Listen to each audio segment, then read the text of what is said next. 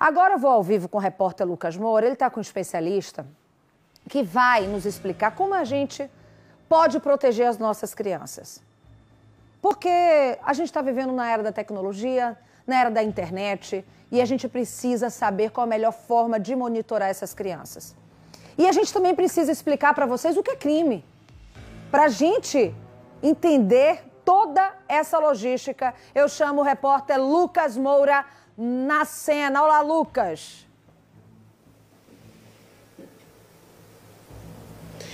Mariana, exatamente. Muito importante entender o que é crime e de que forma, obviamente, situações dessa natureza podem ser punidas.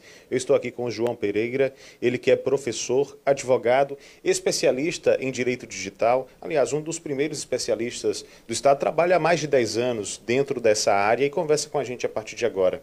Doutor João, obrigado por nos receber. Eu queria que o senhor começasse explicando para a gente sobre como é que se configura esse crime de armazenamento de imagens de pornografia infantil, de tortura infantil. É importante frisar o seguinte, eu queria que o senhor destacasse isso. Qualquer pessoa que tiver imagens dessa natureza armazenadas no celular são puníveis. É isso. Boa noite para o senhor, seja bem-vindo. Boa noite, é sempre um prazer, né, falar e educar as pessoas, né, essa função social que a TV tem, ela é muito importante, tá? Sim, Lucas, é um risco que a gente corre, né? A gente não é porque, a gente costuma dizer o seguinte, não é porque inventaram uma arma nova que a gente vai alterar o crime de homicídio, tá? Mas a gente tem que acompanhar as evoluções, tá? E, por exemplo, se você for pego, né, por exemplo, com uma imagem no seu computador, se você for pego com uma imagem, evidentemente que a gente tá falando de pedofilia, né? Dentro, armazenada no seu computador, você está praticando o tipo penal específico. Então você incorre nas penas que o artigo estabelece. Então todo mundo, todas as pessoas de um modo geral, lógico que a reportagem que a gente mostrou anteriormente, provavelmente trata-se de uma situação em que havia a intenção desse armazenamento. Obviamente isso é crime, não tem para onde correr.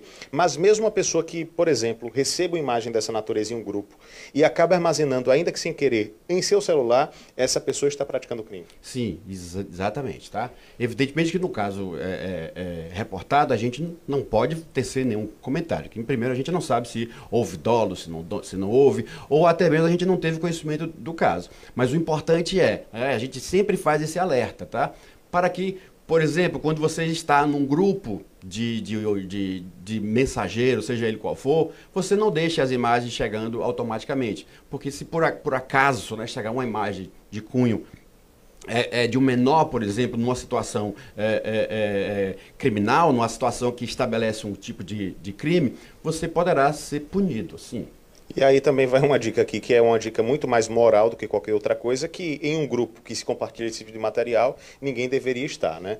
Perfeitamente. Mas aí, doutor, dentro desse contexto ainda, eu queria que o senhor trouxesse algumas dicas e algumas orientações, porque a gente não sabe exatamente como esse material desse caso foi produzido, mas existem profissionais, eu não vou usar essa palavra profissional, vou até retirar ela, mas existem criminosos desse ambiente que atraem crianças, que atraem adolescentes através das redes sociais para a produção desse tipo de conteúdo. Como é que os pais podem proteger os seus filhos desse tipo de situação?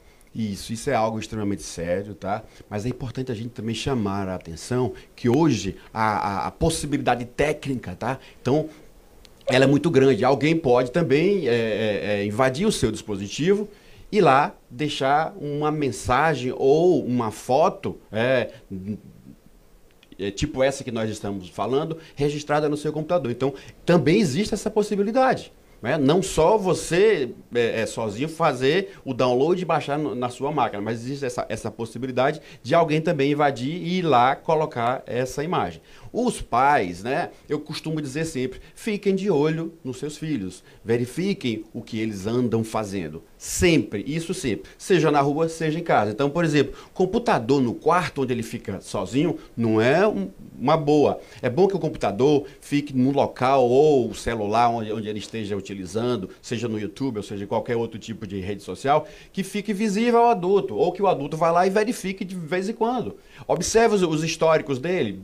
Porque isso você observa o que é que ele anda vendo, anda assistindo. E lógico, ter um bom antivírus e ter o controle parental que chama, tá? Toda a rede social ou até mesmo as empresas de vídeo tem um controle dos pais, isso se chama-se controle parental. E é muito simples de você implementar e é muito simples de você definir qual o tipo de conteúdo que ele pode ler por idade. É simples de definir, né? E eu imagino que, no caso de que essa etapa de evitar, de prevenção, ela já não surta efeito, ela já seja ultrapassada, no caso de uma situação efetiva de um crime dessa natureza, o caminho é denunciar, né? Exatamente, tá? O crime é extremamente sério, né? É um crime que choca. Então, você tem que tomar muito cuidado com os seus dispositivos eletrônicos. E observe o que eu falei ainda há pouco, né? Alguém também pode se aproveitar disso. Então, nunca deixe um dispositivo aberto em um local público, porque alguém pode, sim, implementar, ou melhor, inserir uma foto comprometedora ali e você pagar por um crime que você não cometeu.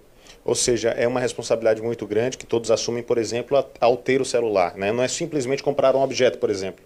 O celular hoje é um item que a pessoa que o possui deve ter com extrema responsabilidade. Celular e outros equipamentos, mas o celular principalmente porque está no nosso dia a dia, né? Sim, o dispositivo eletrônico hoje ele é muito perigoso. Inclusive tem quadrilhas hoje especializadas em furtar ou roubar o seu celular. Porque ele não vai querer o seu dinheiro, simplesmente. Ele não vai, no momento do furto, do roubo, ele só quer pegar o seu celular para efetivamente roubar os dados que ali estão.